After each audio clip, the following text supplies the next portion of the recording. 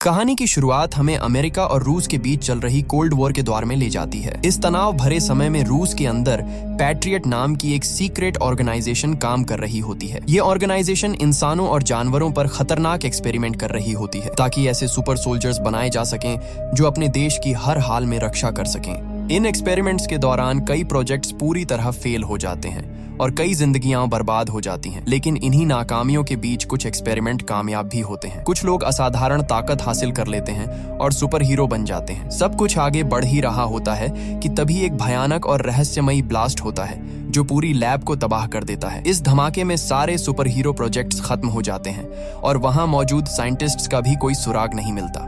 वहीं दूसरी ओर अब हम देखते हैं कि रूस अपने एआई रोबोट्स की टेस्टिंग कर रहा होता है। इस टेस्टिंग एरिया में आर्मी के टैंक्स और हेलीकॉप्टर्स भी मौजूद होते हैं। सब कुछ सामान्य चल रहा होता है कि अचानक एआई रोबोट्स अपने ही टैंक्स और हेलीकॉप्टर्स पर हमला कर देते हैं। भारी तबाही मच जाती है। आर्मी उन्हें रोकने की पूरी कोशिश करती है लेकिन नाकाम रहती है। एआई रोबोट्स वहां मौजूद सभी आर्मी व्हीकल्स को नष्ट कर देते हैं और टेस्टिंग करा रहे आर्मी ऑफिसर्स और टेक्नीशियंस को भी मार देते हैं। इस घटना के बाद हम डॉक्टर एवलगस को देखते हैं जो पहले पैट्रियट ऑर्गेनाइजेशन के एक साइंटिस्ट थे। अब उन्होंने खुद पर एक्सपेरिमेंट करके अपने आप को एक साइबॉर्ग में बदल लिया है। उनकी सबसे खतरनाक ताकत यह है कि वह मशीनों को अपने दिमाग से कंट्रोल कर सकते हैं। इन्हीं शक्तियों का इस्तेमाल करके डॉक्टर एवलगस इन एआई रोबोट्स को कंट्रोल करता है और यह पूरा हमला करवाता है। इसके बाद डॉक्टर एवलगस सभी एआई रोबोट्स को अपने साथ लेकर वहां से चला जाता है। इसके बाद हमें मिनिस्ट्री ऑफ डिफेंस में मेजर जनरल निकोलाई को दिखाया जाता है जिन्होंने इस पूरे हादसे से जुड़ी जानकारी को लेकर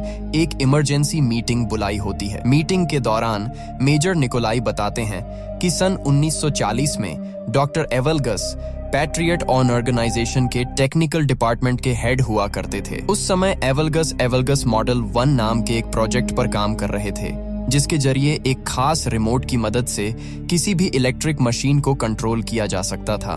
लेकिन यह एक्सपेरिमेंट पूरी तरह फेल हो जाता है जिस वजह से पैट्रियट ऑर्गेनाइजेशन उनके प्रोजेक्ट को बंद कर देती है। यही बात डॉक्टर एवलगस के अंदर नफरत की वजह बन जाती है। धीरे धीरे वह पैट्रियट के हेड प्रोफेसर विक्टर से जलने लगते हैं क्योंकि विक्टर इंसानों को सुपर हीरो बनाने वाले प्रोजेक्ट पर काम कर रहे थे और उन्हें लगातार सफलता मिल रही थी।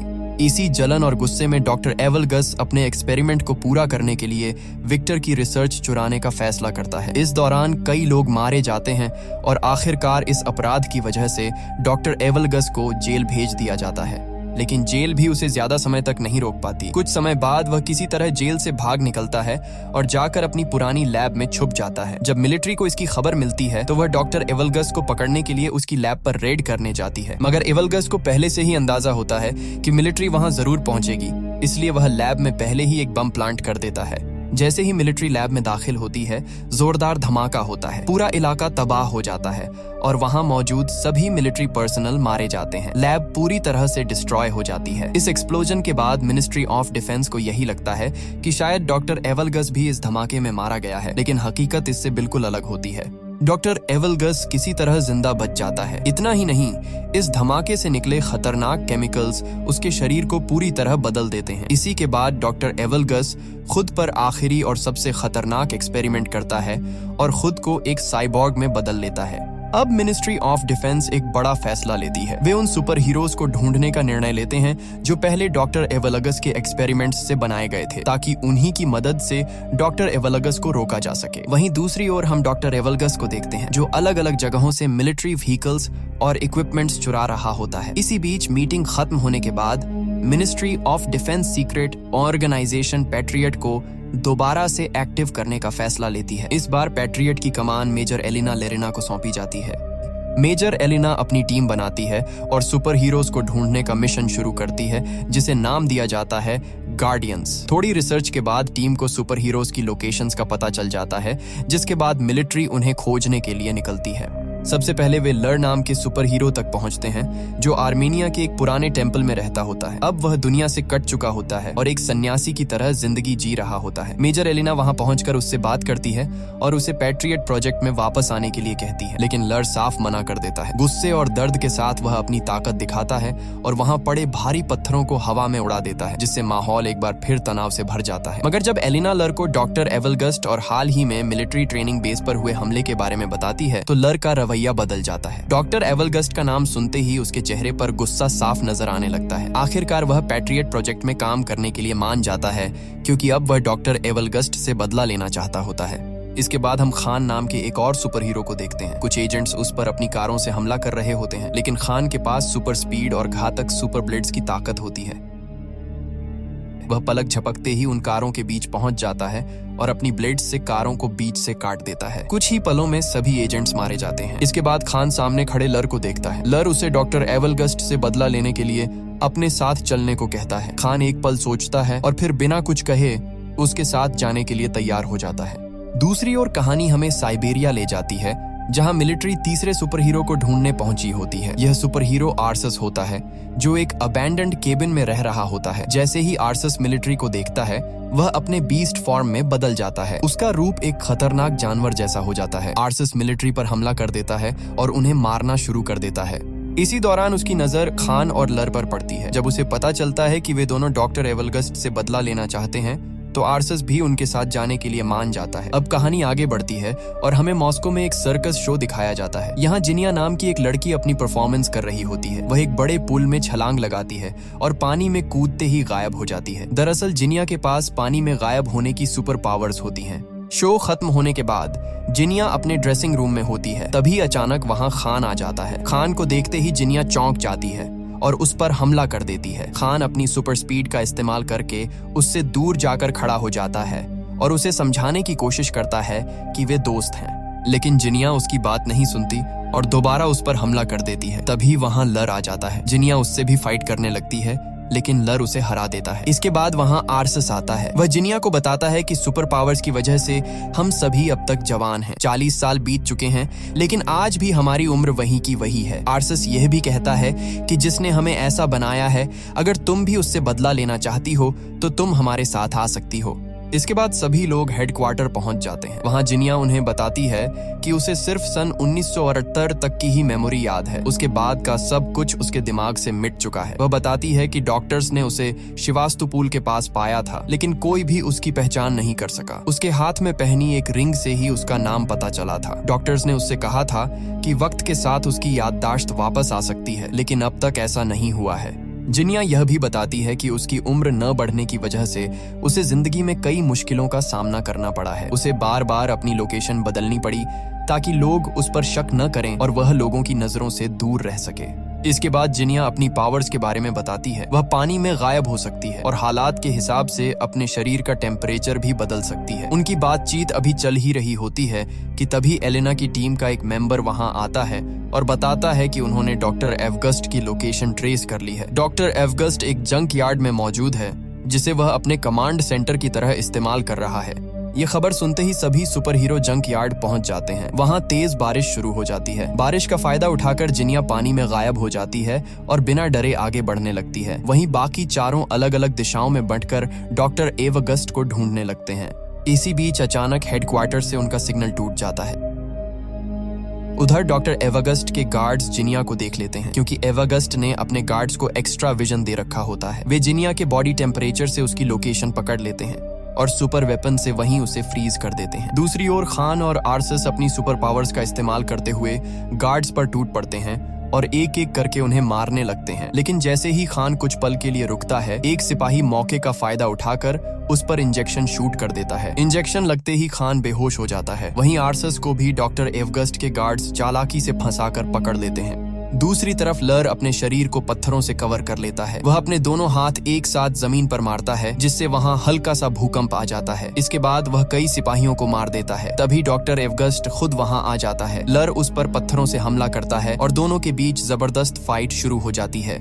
लेकिन डॉक्टर एवगस्ट पर लर के हमलों का कोई असर नहीं होता। एवगस्ट लर को बुरी तरह पीटता है और उसे घुटनों पर लाकर उसकी कमर तोड़ देता है। लर गंभीर रूप से घायल हो जाता है। इसके बाद डॉक्टर एवगस्ट सभी को एक मैग्नेटिक शील्ड वाले चेंबर में बंद कर देता है। वहां वह उनसे कहता है कि उसे पहले से पता था कि वे सब यहाँ आएंगे, इसलिए उसने अपने गार्ड्स को उनसे लड़ने के लिए सुपर वेपन्स से लैस कर दिया था। इसके बाद वह उन सभी को अपने साथ जुड़ने का ऑफर देता है, लेकिन आर्सस साफ मना कर देता है। अब डॉक्टर एवगस्ट अपने कंट्रोल में लिए हुए चोरी किए गए टैंक्स और मिलिट्री व्हीकल्स को एक्टिव करता है और शहर पर हमला कर देता है, जिसमें बड़ी संख्या में लोगों की जान चली जाती है। इसके बाद हमें न्यूज दिखाई जाती है। जिसमें बताया जाता है कि मिलिट्री टैंक्स चोरी हो चुके हैं और एक अनजान दुश्मन अपनी आर्मी के साथ मॉस्को की तरफ बढ़ रहा है। हालात लगातार बिगड़ते जा रहे होते हैं। इसी बीच हम डॉक्टर एवगस्ट और मेजर जनरल निकोलाई को एक साथ देखते हैं। यहीं पर यह बड़ा खुलासा होता है कि मेजर निकोलाई ने ही डॉक्टर एवगस्ट के साथ एक सीक्रेट डील की थी। डील ये थी कि अगर मेजर निकोलाई सारे सुपर हीरोज को एवगस्ट के हवाले कर देगा तो एवगस्ट किसी भी चीज को अपने कंट्रोल में नहीं लेगा। लेकिन डॉक्टर एवगस्ट मेजर निकोलाई की बात नहीं मानता। वह अपनी असली मंशा दिखाते हुए मेजर निकोलाई को बेरहमी से मार देता है। असल में डॉक्टर एवगस्ट का मकसद सिर्फ बदला नहीं बल्कि पूरी दुनिया को अपने कंट्रोल में लेना होता है। इसके लिए वह एक विशाल टावर को उखाड़कर हेलीकॉप्टर्स की मदद से फेडरेशन टावर के पास ले जाता है। उसका प्लान दोनों टावर्स को आपस में जोड़कर रशियन सैटेलाइट को सिग्नल भेजना होता है। जैसे ही यह सिस्टम एक्टिव होगा, सारी सैटेलाइट्स उसके कंट्रोल में आ जाएंगी और फिर दुनिया की कोई भी मशीन उससे बच नहीं पाएगी। इसी दौरान मेजर एलेना कमांड सेंटर से लर को हेडक्वार्टर ले आती है। जब लर को होश आता है तो वह मेजर एलेना को बताता है कि बेहोशी की हालत में उसने अपनी बेटी को देखा था। उसने अपनी बेटी को बूढ़ा होते और अपनी आंखों के सामने मरते हुए देखा। सुपर पावर्स की वजह से उसकी उम्र नहीं बढ़ी, लेकिन उसकी बेटी वक्त के साथ बूढ़ी होती चली गई। यह याद उसे अंदर से तोड़ चुकी होती है। कुछ ही देर बाद प्रोफेसर विक्टर मेजर एलेना से मिलने आते हैं। वह बताते हैं कि वह कई सालों से छुप कर रह रहे थे, लेकिन जब उन्होंने न्यूज में एवगस्ट को देखा तो उन्हें वापस आना पड़ा। विक्टर कहता है कि एवगस्ट को हराने के लिए उनकी मदद बेहद जरूरी है। वह तुरंत लर का इलाज शुरू कर देता है और मेजर एलिना को एवगस्ट की लैब के बारे में जरूरी जानकारी देता है। इसके बाद मेजर एलिना अपनी टीम के साथ एवगस्ट की लैब पर पहुंचती है। वहां वे सभी गार्ड्स को मारकर गार्डियंस को आजाद करा लेते हैं। आर्सस मेजर एलिना को बताता है कि हर दिन वह एक जानवर में बदलता जा रहा है और उसे डर है कि कहीं वह हमेशा के लिए जानवर ही न बन जाए। एलिना उसे भरोसा दिलाती है कि ऐसा कभी नहीं होने देगी और शायद प्रोफेसर विक्टर उसे ठीक कर सकें। उधर हम प्रोफेसर विक्टर को एवगस्ट की लैब में उसके प्रोजेक्ट्स की स्टडी करते हुए देखते हैं। तभी अचानक वहां डॉक्टर एवगस्ट आ जाता है। विक्टर उसे देखते ही कहता है कि उसने उसके साथ धोखा किया है और सुपर हीरो प्रोजेक्ट पर अकेले काम करके उसके साथ गलत किया है। एवगस्ट गुस्से में कहता है कि अब वह पूरी दुनिया को बताएगा कि असली जीनियस कौन है। यह कहकर वह वहां जहरीली गैस छोड़ देता है और चला जाता है, जिससे विक्टर बेहोश हो जाता है। इसके बाद डॉक्टर एवगस्ट दोनों टावर्स को जोड़कर स्पेस ट्रांसमीटर को सेट करता है। जैसे ही वह सिस्टम को एक्टिव करता है, मेजर एलिना और उसकी टीम को इसकी जानकारी मिल जाती है। मेजर एलिना तुरंत फाइटर जेट्स को डॉक्टर एवगस्ट पर हमला करने का आदेश देती है, लेकिन डॉक्टर एवगस्ट अपनी रोबोट आर्मी की मदद से सभी फाइटर जेट्स को तबाह कर देता है। दूसरी ओर हम एक ऊंची बिल्डिंग पर खान और एलिना को खड़े हुए देखते हैं। खान एलिना को बताता है कि एक फाइट के दौरान अपने भाई को हराने की कोशिश में वह अपनी सुपर पावर्स पर काबू नहीं रख पाया और गलती से अपने ही भाई को मार बैठा। यह बात आज भी उसे अंदर से खाई जा रही होती है। इसके बाद एलिना हेडक्वार्टर में सभी को बताती है कि उसने उन सभी के लिए खास सुपर सूट्स और वेपन्स तैयार किए हैं जो उनकी सुपर पावर्स को और भी ज्यादा बढ़ा देंगे। वह सबसे पहले आर्सस को एक ऑटोमेटिक कैनन देती है जो उसके नर्वस सिस्टम से कनेक्ट होगी और जहां भी आर्सस फोकस करेगा वहीं पर फायर करेगी। जिनिया को एक ऐसा सूट दिया जाता है जिससे वह कभी भी गायब हो सकती है। अब उसे गायब होने के लिए पानी की जरूरत नहीं होगी और वह जिस चीज को छुएगी वह चीज भी उसके साथ गायब हो जाएगी। वहीं लर के सूट में खास स्टोन्स लगे होते हैं जिनकी मदद से वह अपनी पावर्स का इस्तेमाल करते हुए कहीं भी पत्थरों का चाबुक बना सकता है। इसके बाद हमें खान का सूट दिखाया जाता है जिसमें पहले से कहीं ज्यादा शार्प और खतरनाक 2 ब्लेड्स लगे होते हैं। खान का यह सूट इस तरह डिजाइन किया गया होता है कि उस पर गोलियों और इंजेक्शंस का कोई असर नहीं पड़ता। इसके बाद सभी अपने अपने नए सूट्स और वेपन्स के साथ ट्रेनिंग शुरू करते हैं। लगातार कड़ी ट्रेनिंग और मेहनत के बाद वे सभी अपने सूट्स और हथियारों को पूरी तरह कंट्रोल करना सीख जाते हैं। वहीं दूसरी ओर डॉक्टर एवगस्ट रशियन सैटेलाइट को सिग्नल भेजने के लिए दोनों टावर्स को चार्ज कर रहा होता है। उसका प्लान साफ होता है। जैसे ही स्पेस ट्रांसमीटर एक्टिव होगा, सैटेलाइट को सिग्नल भेज दिया जाएगा। इन सब को रोकने के लिए गार्डियंस के पास अब सिर्फ 1 घंटे का समय बचा होता है। मेजर एलिना दोनों टावर्स के चारों तरफ बनी शील्ड को बंद करने के लिए एक प्लान तैयार करती है। प्लान के मुताबिक शील्ड बंद होते ही सभी को तुरंत वहां से निकलना होगा, क्योंकि इसके बाद मिलिट्री मिसाइल्स की मदद से दोनों टावर्स को तबाह कर दिया जाएगा। प्लान के अनुसार सभी आगे बढ़ते हैं। लर एक सीक्रेट टनल की मदद से पहले टावर में घुस जाता है और अपने इलेक्ट्रिक चाबुक से वहां मौजूद सभी गार्ड्स को मार देता है। दूसरी ओर आर्सस अपने ऑटोमेटिक कैनन से दूसरे टावर के गार्ड्स को खत्म करता है, जिसमें जिनिया गायब होकर उसका साथ देती है। गार्ड्स को मारने के बाद जिनिया और आर्सस लर के पास उसकी बिल्डिंग में पहुंच जाते हैं। इसी दौरान खान भी अपने प्लेन की मदद से दोनों टावर्स के पास पहुंच जाता है, लेकिन तभी डॉक्टर एवगस्ट के AI रोबोट्स खान के प्लेन पर हमला कर देते हैं। हमला इतना जबरदस्त होता है कि प्लेन पूरी तरह डैमेज हो जाता है। खान को प्लेन से कूदने में परेशानी होने लगती है। उधर लर, जिनिया और आर्सस एक बहुत बड़े पाइप पर चलते हुए डॉक्टर एवगस्ट के मेन टावर की तरफ बढ़ रहे होते हैं। तभी एवगस्ट के गार्ड्स वहां पहुंच जाते हैं और उन पर फायरिंग शुरू कर देते हैं। गोलियों की बौछार के बीच आर्सस का पैर पाइप से फिसल जाता है और वह नीचे लटक जाता है। उसी वक्त लर अपने इलेक्ट्रिक चाबुक की मदद से एक शील्ड बना लेता है और ठीक उसी समय खान प्लेन से छलांग लगाकर उन गार्ड्स के नीचे लगे पाइप को काट देता है। पाइप टूटते ही सारे गार्ड्स नीचे गिर जाते हैं और वहीं मारे जाते हैं। उधर लैब में एलिना को प्रोफेसर विक्टर बहुत ही बुरे हाल में मिलते हैं। कमजोर आवाज में विक्टर उसे बताते हैं कि अगर सभी सुपर हीरो अपनी पावर्स को एक साथ मिला लें तो वे एक बेहद शक्तिशाली एनर्जी पैदा कर सकते हैं। वही एनर्जी डॉक्टर एवगस्ट को हराने का एकमात्र तरीका है। दूसरी तरफ गार्डियंस लगातार गार्ड्स को मारते हुए एनर्जी जनरेटर तक पहुंच जाते हैं। वहां जिनिया अपने शरीर का टेम्परेचर बढ़ाकर जनरेटर को पकड़ लेती है। यह उसके लिए बेहद दर्दनाक होता है, लेकिन फिर भी वह हिम्मत नहीं हारती। जिनिया जनरेटर में शॉर्ट सर्किट कर देती है, जिससे वह बंद हो जाता है। ऐसा करते ही वह बेहोश होकर गिरने वाली होती है, लेकिन आर्सस उसे संभाल लेता है। जनरेटर बंद होते ही उस टावर की शील्ड हट जाती है। यह देखकर एलिना और उसकी टीम खुश हो जाती है। वे तुरंत उस टावर पर मिसाइल अटैक का आदेश देना चाहते हैं, लेकिन एलिना उनसे गार्डियंस के बाहर निकलने तक थोड़ा समय मांगती है। इसी दौरान गार्डियंस सीधे डॉक्टर एवगस्ट से लड़ने चले जाते हैं।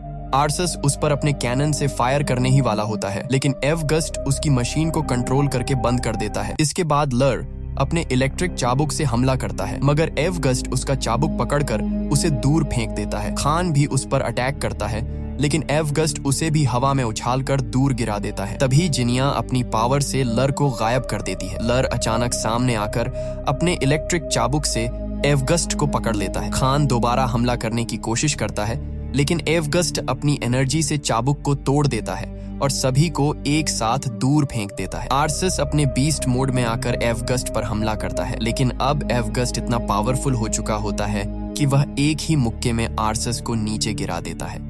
इसी बीच खान की नजर ऊपर उड़ रहे एक प्लेन पर पड़ती है। वह अपने दोनों ब्लेड्स को रस्सी से जोड़कर प्लेन पर फेंकता है और उसी के सहारे उड़ते हुए आगे बढ़ने लगता है। तभी मिलिट्री दोनों टावर्स पर मिसाइल लॉन्च कर देती है, लेकिन टावर्स तक पहुंचने से पहले ही एवगस्ट उन्हें कंट्रोल करके आसमान में ही नष्ट कर देता है। इसके बाद एवगस्ट उस प्लेन को भी अपने कंट्रोल में ले लेता है और उसे नीचे गिराने ही वाला होता है। तभी खान रस्सी काट देता है और सभी नीचे नदी में गिर जाते हैं। वहां मेजर एलिना उन्हें वही बात बताती है जो विक्टर ने कही थी। अगर वे सभी अपनी पावर्स को एक साथ मिला लें तो वे इतनी ज्यादा एनर्जी बना सकते हैं जो डॉक्टर एवगस्ट को हरा सकती है। गार्डियंस ऐसा ही करते हैं और अपनी सारी पावर्स लर को ट्रांसफर कर देते हैं। लर के अंदर इतनी जबरदस्त एनर्जी जमा हो जाती है कि जब वह उसे टावर्स की तरफ छोड़ता है तो वहां एक भयानक ब्लास्ट होता है। दोनों टावर्स पूरी तरह तबाह हो जाते हैं और डॉक्टर एवगस्ट भी मारा जाता है। इसके बाद न्यूज में दिखाया जाता है कि मॉस्को को मिलिट्री ने एक अनजान दुश्मन से बचा लिया है। असल में गार्डियंस की पहचान अभी तक पब्लिक नहीं की गई होती है। सब कुछ खत्म होने के बाद एलिना सभी गार्डियंस को धन्यवाद कहती है। इसी हादसे के बाद जिनिया की याददाश्त भी वापस आ जाती है। अब सभी वहां से जाने लगते हैं, लेकिन तभी मेजर एलिना उन्हें बताती है कि बाकी के गार्डियंस भी मिल गए हैं और इसी के साथ ये फिल्म यहीं पर खत्म हो जाती है। हम उम्मीद करते हैं कि आपको यह सुपर हीरो फैंटेसी मूवी पसंद आई होगी। बाकी अगर आप ऐसी और मूवीज देखना चाहते हैं तो कमेंट बॉक्स में उनके नाम जरूर सजेस्ट करें। हम कोशिश करेंगे कि उनमें से बेस्ट मूवीज को चुनकर जल्दी वीडियो बनाएं। फिलहाल आज के वीडियो में बस इतना ही, लेकिन हम फिर जरूर मिलेंगे एक नई और इंटरेस्टिंग कहानी के साथ। तब तक के लिए धन्यवाद।